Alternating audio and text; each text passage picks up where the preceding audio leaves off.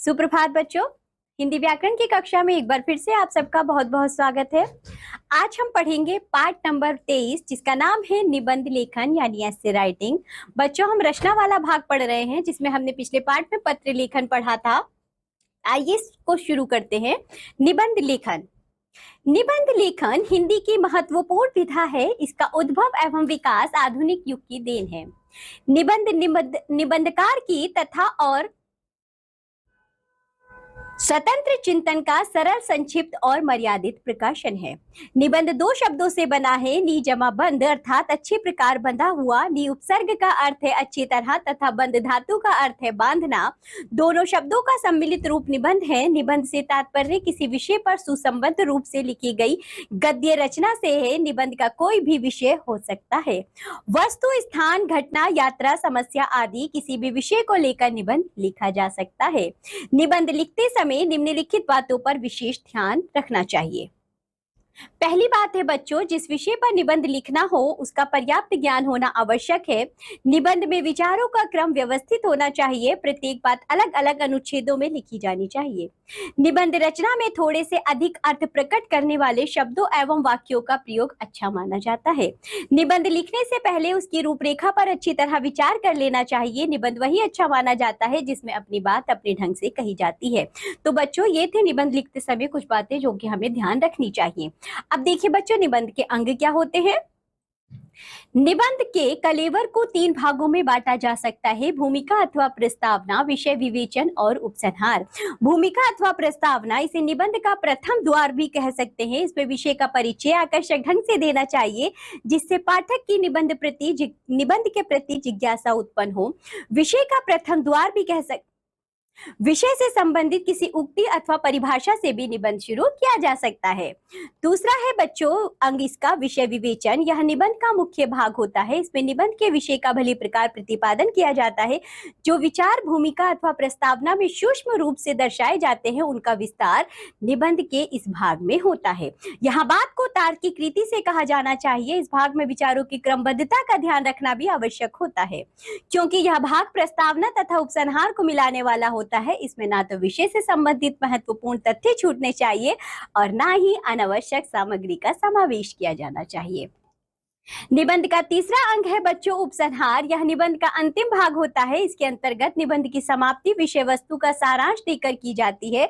जिस प्रकार निबंध की भूमिका या प्रस्तावना आकर्षक व रुचिकर होने पर पाठक को निबंध पढ़ने हेतु बाध्य करती है, उसी प्रकार निबंध का आकर्षक अंत पाठक के हृदय पर अमिट छाप छोड़ता है। उपसंहार भी निबंध का अवश्य अंग है तथा इसे भी उतनी ही बुद्धिमत्ता से लिखा जाना चाहिए जितने की पूर्वोक्त 2 भाग। ये थे बच्चों निबंध के अंग। चलिए अब आगे बढ़ते हैं। निबंध के प्रकार, काइंड्स ऑफ एसे क्या होते हैं। निबंध लेखन के लिए चुने जाने वाले विषय अनेक प्रकार के होते हैं। किसी विषय पर निबंध लिखते समय उसमें घटना, यात्रा, जीवन के उतार चढ़ाव आदि का संघर्षमय विवरण देना होता है। कभी कभी किसी मेले, गांव, दृश्य तथा परिस्थिति का वर्णन करना पड़ता है तो कभी किसी प्रश्न, समस्या, प्रसंग पर विचार प्रस्तुत करने पड़ते हैं। इस आधार पर निबंध के 4 प्रकार माने जाते हैं। पहला प्रकार है बच्चों विवरणात्मक निबंध। इनके अंतर्गत संस्मरणों, घटनाओं आदि का वर्णन किया जाता है। दूसरा है वर्णनात्मक निबंध। इसके अंतर्गत वस्तुओं, नगर या दृश्यों आदि का वर्णन किया जाता है। विचारात्मक निबंध, इनके अंतर्गत विषय का सूक्ष्म विवेचन तथा विषय के पक्ष विपक्ष का, जैसे कि विज्ञान, वरदान या अभिशाप, चलचित्र का समाज पर प्रभाव आदि वर्णन करना होता है। ऐसे निबंधों हेतु पर्याप्त अध्ययन तथा मनन की आवश्यकता होती है। और चौथे प्रकार का निबंध होता है बच्चों भावात्मक निबंध। इन निबंधों में भाव की प्रधानता होती है। लेखक अपने अनुभव को मनोवेगों की तीव्रता के साथ प्रस्तुत करता है। इस प्रकार के निबंधों की शैली भावुकतापूर्ण होती है। यहाँ कुछ छात्र उपयोगी निबंध दिए जा रहे हैं, इन्हें ध्यानपूर्वक पढ़िए। पढ़कर इनसे मिलते जुलते विषयों पर निबंध लिखने का अभ्यास कीजिए। तो बच्चों, हमने निबंधों के प्रकार पढ़े, निबंधों के अंग पढ़े, निबंध लिखते समय जो बातें याद रखनी चाहिए वह भी पढ़ा। तो चलिए अब हम कुछ निबंध पढ़ते हैं। पहला निबंध जिसका शीर्षक है बढ़ती जनसंख्या, समस्या व समाधान। भारत एक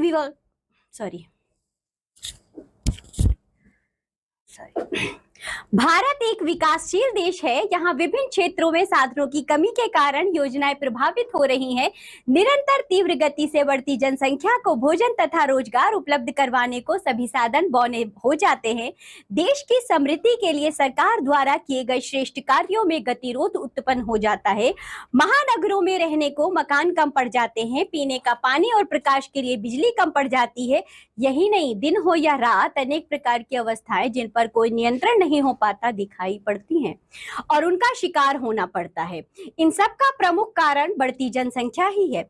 वस्तुतः देश की जनसंख्या ही उसकी शक्ति का आधार होती है, परंतु जब यह अनियंत्रित गति से बढ़ेगी तो निश्चय ही यह देश के लिए बोझ सिद्ध होगी। सीमा से अधिक आबादी किसी भी देश के लिए गौरव की बात कदापि नहीं कही जा सकती। ऐसी दशा में देश जनसंख्या एक अभिशाप ही कही जाएगी। भारत इस समय के लिए आबादी की दृष्टि से दुनिया का दूसरा बड़ा देश है। यदि वृद्धि की गति इसी तरह बनी रही तो यह चीन सबसे अधिक आबादी वाला जो कि देश है उससे भी आगे निकल जाएगा। स्वाधीनता के उपरांत भारत में उत्पादन एवं वितरण की गलत नीतियों के कारण रोजगार इतना नहीं बढ़ा कि सबको किसी सीमा तक समान रूप से खाने पहनने और स्वस्थ रहकर देश के विकास में अपना योगदान देने का अवसर मिले।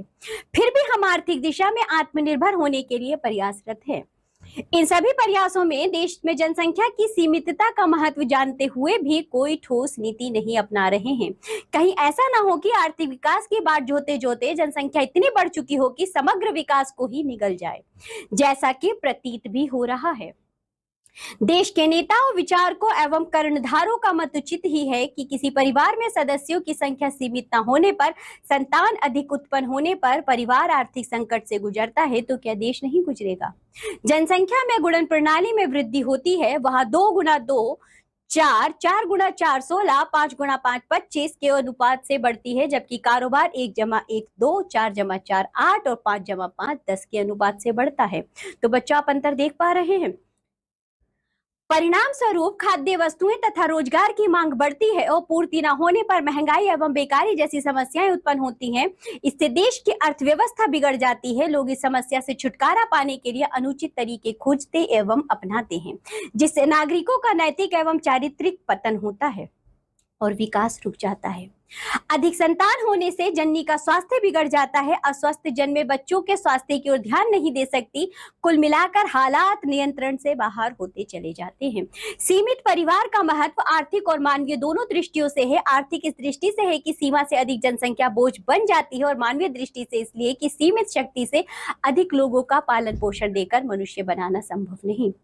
सीमित परिवार के वर्तमान कार्यक्रम में कुछ परिवर्तन अपेक्षित है। आज भी निर्धन वर्ग जनसंख्या वृद्धि में गौरव अनुभव करता है। केवल राष्ट्र का शिक्षित समुदाय पूर्वाग्रह को छोड़कर नियोजित परिवार में विश्वास रखता है। ऐसे में एक निश्चित आय से कम अथवा आय कर न देने वाले लोगों को कानूनी रूप से नसबंदी के लिए बाध्य करना चाहिए। एक बात की ओर ध्यान देना बहुत जरूरी है कि सीमित परिवार के पक्ष में प्रचार से बहुत हल्कापन आ गया है। यह राष्ट्र के चरित्र का नाश करेगा। जीवन में उच्च श्रृंखलता आएगी। भारत का मानव भोगवादी बन जाएगा। भोग में शांति एवं सुख कहाँ है। इसलिए देश के चरित्र निर्माण की दृष्टि से प्रचार हल्कापन दूर करना अत्यावश्यक है। इस तथ्य की ओर ध्यान देना भी परम आवश्यक है कि सैन्य दृष्टि से युद्धप्रिय एवं वीर जातियों के बंध्याकरण में उदारता बढ़ती जाए। आज नसबंदी करते समय इस दृष्टिकोण की अपेक्षा परिणाम यह होगा कि दो शताब्दी बाद सेना के लिए साहसी सैनिकों का अभाव राष्ट्र को अखरेगा। इसमें तनिक भी संदेह नहीं कि जनसंख्या की अनियंत्रित वृद्धि देश के विकास में एक बड़ी बाधा सिद्ध हो सकती है। उसका समाधान परिवार नियोजन ही है, परंतु इस तथ्य से भी देश के कर्णधारों को अपनी आंखें नहीं बंद कर लेनी चाहिए कि बढ़ती जनसंख्या को काम मिले, जिसके लिए रोजगार के अधिक अवसर जुटाए जाएं। ये था बच्चों निबंध। चलिए नीचे देखिए, वायु प्रदूषण के दुष्परिणाम पर निबंध दिया गया है, जिसे आप स्वयं से पढ़ेंगे। चलिए बच्चों, एक और निबंध पढ़ते हैं जिसका शीर्षक है विद्यालय में अनुशासन। अनुशासन का अर्थ व्यवस्था को बनाए रखना, नियमों का पालन करना। जीवन के सभी क्षेत्रों में कुछ ना कुछ नियम अवश्य होते हैं। उन नियमों पर चलना ही अनुशासन है। घर में घर में भी हमें कुछ नियमों का पालन करना होता है, जैसे बड़ों की आज्ञा का पालन करना, बच्चों का पालन पोषण करना, वस्तुओं का यथास्थान रखना, भोजन पकाना और सही समय पर भोजन करना। इसी प्रकार नौकरी पर जाने वालों के लिए सही समय पर ड्यूटी पर पहुंचना, कार्यों को ठीक प्रकार से करना अनुशासन का ही रूप है। इसी प्रकार अन्य स्थानों, विभिन्न उद्योगों, खेलों और जीवन के कुछ नियम होते हैं, उन नियमों का यथावत पालन करना ही अनुशासन है। विद्यालय की व्यवस्था और सुप्रबंध के लिए अनेक नियम होते हैं, जिन्हें 3 श्रेणियों में बांटा जा सकता है। पहला है बच्चों छात्र संबंधी नियम, अध्यापकों से संबंधित नियम, अभिभावकों हेतु नियम, कर्मचारी वर्ग हेतु नियम। नियमों का चलाना ही प्रशासन होता है और उन पर चलना अनुशासन कहलाता है। विद्यालय में प्रशासनिक अधिकारी मुख्य अध्यापक अथवा प्रधानाचार्य होता है। वह शिक्षा विभाग द्वारा प्राप्त निर्देशों के अनुसार अध्यापकों की सहायता से कुछ नियमों का निर्माण करता है, जिन पर सभी को चलना होता है। उनमें से कुछ आवश्यक नियम निम्न प्रकार है। आइए नियमों को पढ़ते हैं। सभी जन यथा समय विद्यालय पहुंचे, सभी छात्र निर्धारित वेश में हो, कक्षा काल में कोई बाहर घूमता फिरता ना हो, सभी अपना गृह कार्य नियमित रूप से करें और उसे अध्यापक को दिखाएं, कक्षाओं, पुस्तकालय तथा अन्य स्थानों पर शांति से कार्य करें, शोर ना करें, ना ही लड़े झगड़े। खेलों के समय सुव्यवस्थित रूप से खेलें, अध्यापक कक्षाओं में ठीक समय पर पहुंचे, अपनी दैनंदिनी भरे तथा उनके अनुसार कार्य करें। सफाई कर्मचारी, चपरासी, चौकीदारी, जलवाहक, माली आदि विद्यालय लगने से पूर्व ही पहुंचकर अपने अपने कार्य में लग जाएं। विद्यालय का कार्यकलाप समय सारणी के अनुसार ही हो। अभिभावक एवं अन्य व्यक्ति निश्चित समय में ही प्रधानाचार्य आदि से मिले। इनके अतिरिक्त पढ़ाई, उपस्थिति, शुष्क, खेल, यात्रा, परीक्षा आदि विभिन्न कार्यों व विभिन्न क्रियाओं एवं कार्यों के अपने अपने अनेक नियम होते हैं, जिनकी लिखित सूचना तथा घोषणा समय समय पर की जाती रहती है। इन नियमों का समुचित रूप से पालन करने पर ही विद्यालय सुव्यवस्थित रहता है और इसी में उसके विकास का रहस्य छिपा रहता है। विद्यालय में अनुशासन बनाए रखने के लिए मुख्य रूप से प्रधानाचार्य उत्तरदायी होता है, परंतु इसके लिए उसे सभी उच्च अधिकारियों तथा अधीनस्थ कर्मचारियों के सहयोग की भी आवश्यकता होती है। विद्यालय में अनुशासन बनाए रखने की दृष्टि से छोटे छोटे सदन बनाकर और उनमें नियुक्त अधीनस्थों को विभिन्न पदों पर नियुक्त कर जिम्मेदारी सौंपी जाती है, जो अपने अधीन आने वाले उपविभागों पर दृष्टि रखते हुए अनुशासन बनाए रखते हैं। विद्यालय में एक व्यक्ति सदनों का अध्यक्ष होता है, जो सदनों के नियमों को चलाने में सहयोग देता है। इसी प्रकार परीक्षा विभाग, खेलकूद विभाग, स्काउट विभाग आदि का प्रबंध भी सदनों के माध्यम से किया जाता है। अनुशासन की भावना को सब में भरने के लिए 3 पग उठाने आवश्यक होते हैं। प्रथम तो नियम की उपयोगिता, दूसरे नियम का पालन करने वालों में सर्वश्रेष्ठ को पुरस्कार, तीसरे नियम तोड़ने वालों के लिए दंड की व्यवस्था। पुरस्कार देने से प्रोत्साहन बढ़ता है। पुरस्कार शाबाश मात्र, कथन, प्रशंसा करना अथवा वस्तु देने के रूप में किसी प्रकार का भी हो सकता है। ध्यान रखना चाहिए कि पुरस्कार पाने मात्र के लिए नियम पालन ना हो, प्रत्युत सद्वृत्तियों के विकास तथा सुव्यवस्था के लिए नियम पालन होना चाहिए। नियमों का उल्लंघन करने वालों को आर्थिक, कभी कभी शारीरिक और सामाजिक दंड भी दिया जाता है। किसी प्रकार का दंड देते समय अधिकारी के हृदय में छात्र के लिए घृणा, क्रोध, द्वेष आदि का भाव नहीं होना चाहिए, प्रत्युत उसके सुधार की कामना होनी चाहिए। जिस विद्यालय में सभी कार्य अनुशासन पूर्वक होते हैं, वहां स्वास्थ्य, सुंदरता, शिक्षा, सच्चरित्रता आदि गुणों का विकास होता है। ऐसे विद्यालयों में पढ़े हुए छात्र सभ्य, सुसंस्कृत और श्रेष्ठ नागरिक बनते हैं। अनुशासनहीन विद्यालय में न छात्र और न ही अध्यापक नियमों का उचित पालन करते हैं, बल्कि वहां निरंतर परस्पर संघर्ष की स्थिति बनी रहती है। ऐसे विद्यालयों में शिक्षा के उद्देश्यों की प्राप्ति नहीं हो पाती और लोग उन्हें घृणा की दृष्टि से देखते हैं। वस्तुतः अनुशासन का मूल्य सर्वत्र है। विद्यालयों के लिए तो इसकी उपयोगिता इसलिए भी अधिक है क्योंकि यहीं से अनुशासन संबंधी उत्तम संस्कारों को प्राप्त करके छात्रों का भविष्य उज्जवल बनता है। तो चलिए बच्चों, ये था एक निबंध अनुशासन पर जिसे हमने पढ़ा। आगे देखो, प्रदूषित गंगा कितना अमृत, इस पे बच्चे एक निबंध दिया गया है जिसे आप स्वयं से पढ़ेंगे। पूर्व राष्ट्रपति डॉक्टर एपीजे अब्दुल कलाम, बच्चों इस पे भी एक निबंध दिया गया है जिसे आप स्वयं से पढ़ेंगे। विज्ञापन कला, बच्चों देखो इस पे भी एक निबंध है जिसे आप पढ़ेंगे। आइए देखिए, प्लास्टिक कल्चर का दुष्प्रभाव, आइए इस निबंध को पढ़ते हैं। आज का युग विज्ञान का युग है। नित्य नए आविष्कार और नवीन वस्तुओं के निर्माण से हम सभी परिचित होते रहते हैं। इसके अंतर्गत ऐसी अनेक वस्तुओं से भी हम सभी परिचित होते हैं जो तत्काल रूप से आश्चर्यजनक सुविधाएं देते हैं और हम उन्हें वरदान के रूप में स्वीकार कर लेते हैं एवं उनके प्रयोग की अति भी कर देते हैं। प्लास्टिक कल्चर भी उन्हीं में से एक है जिसका नित्य बढ़ता प्रयोग वरदान से अभिशाप का रूप ले चुका है। यह कितना उपयोगी है यह तो नहीं कहा जा सकता, परंतु पर्यावरण को यह जिस दिशा में धकेल रहा है उसकी चेतावनी हम निरंतर अनुभव कर रहे हैं। प्लास्टिक का प्रयोग जब प्रारंभ हुआ था तब इसे अत्यंत उपयोगी मान लिया गया था, परंतु आज इसे कूड़े कचरे के रूप में नालियों में भरी प्लास्टिक की थैलियों के रूप में देखकर मन एक अज्ञात भय और आशंका से भर जाता है। ऐसा प्रतीत होता है कि भविष्य में किसी अनहोनी के होने का आधार तैयार किया जा रहा है। आज नगरों में वर्षा का पानी नालियों से ना होकर सड़क मार्ग से बहता है और निकासी का मार्ग ना पाकर भयंकर बाढ़ का रूप ले लेता है। मुंबई आदि नगरों में यह सब देख चुके हैं। हम यह सब देख चुके हैं। नालियों में भरा प्लास्टिक का कचरा पानी को नालियों में से बहने ही नहीं देता। आज प्लास्टिक को अनेक प्रकार से उपयोगी मान लिया गया है। दैनिक उपयोग की यह अभिन्न वस्तु है। बर्तन हो या थैले, वस्तुओं के कवर हो या कुर्सी मेज, इसके हल्केपन और सस्ती होने के गुण ने सभी देशों घरों में अपनी पैठ बना ली है। इसीलिए प्लास्टिक का उत्पादन विश्व के सभी देशों ने बढ़ा लिया है। प्लास्टिक का उत्पादन इसकी खपत के फलस्वरूप लगातार बढ़ता ही जा रहा है। हमारे जीवन के प्रत्येक क्षेत्र में प्लास्टिक ने जो जगह बनाई है उसमें थैलियों का महत्वपूर्ण स्थान है। यह कहना गलत ना होगा कि आज संपूर्ण विश्व पर पॉलीथीन ने अपनी छाया फैला दी है और हम सभी प्लास्टिक कल्चर में जी रहे हैं। आज पॉलीथीन प्रत्येक घर की बहुत बड़ी आवश्यकता की वस्तु बन गई है। पॉलीथीन बनाने के लिए आवश्यकता अनुसार विभिन्न प्रकार के रंगों का उपयोग किया जाता है। प्लास्टिक में अनेक रंगों के पिगमेंट मिलाकर रंग बिरंगे लिफाफे बनाए जाते हैं। केवल घरों में ही नहीं, कृषि एवं अन्य क्षेत्रों में भी प्लास्टिक थैलियों की भूमिका विस्तृत रूप में दिखाई दे रही है। विकसित देशों में प्लास्टिक की थैलियों और कृषि में अटूट और घनिष्ठ संबंध स्थापित हो गया है। इस दृष्टि से हमारा देश भी पीछे नहीं है। यहाँ के किसानों सहित व्यापारियों आदि ने भी इसकी उपयोगिता बड़े पैमाने पर मानकर उपयोग को बढ़ा दिया है। इस तथ्य से सभी परिचित हैं कि जब किसी वस्तु का सीमा से अधिक प्रयोग अथवा उपयोग किया जाने लगे तो वह हानिकारक सिद्ध होने लगती है। यह स्थिति प्लास्टिक और उससे बने सामान विशेषकर थैलियों की है। ये उपयोगी होकर भी हानिकारक सिद्ध हो रही हैं।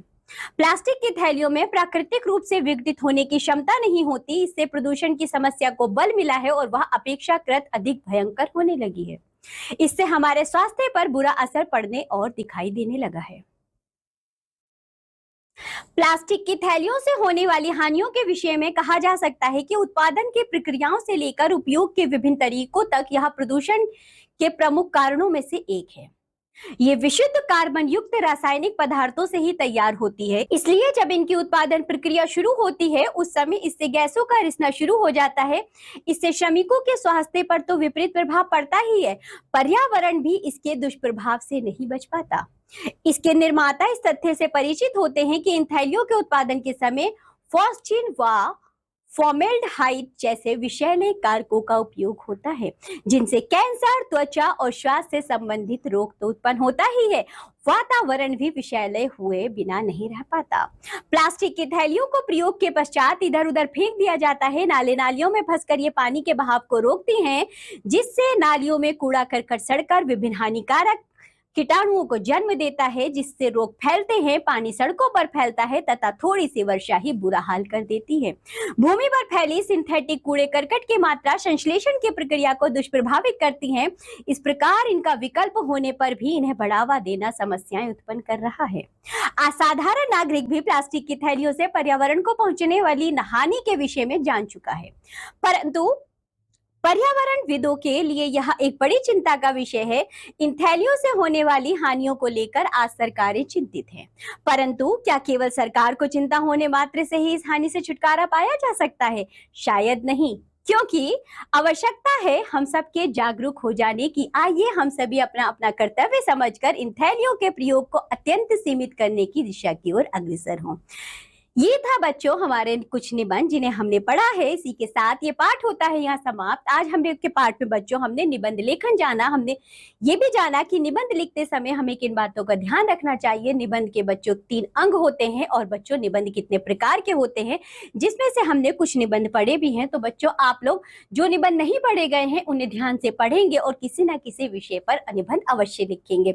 इस पाठ के साथ साथ ये पुस्तक भी होती है यहाँ समाप्त। अब हम मिलेंगे आपसे अगली कक्षा में, तब तक के लिए बाय बच्चों।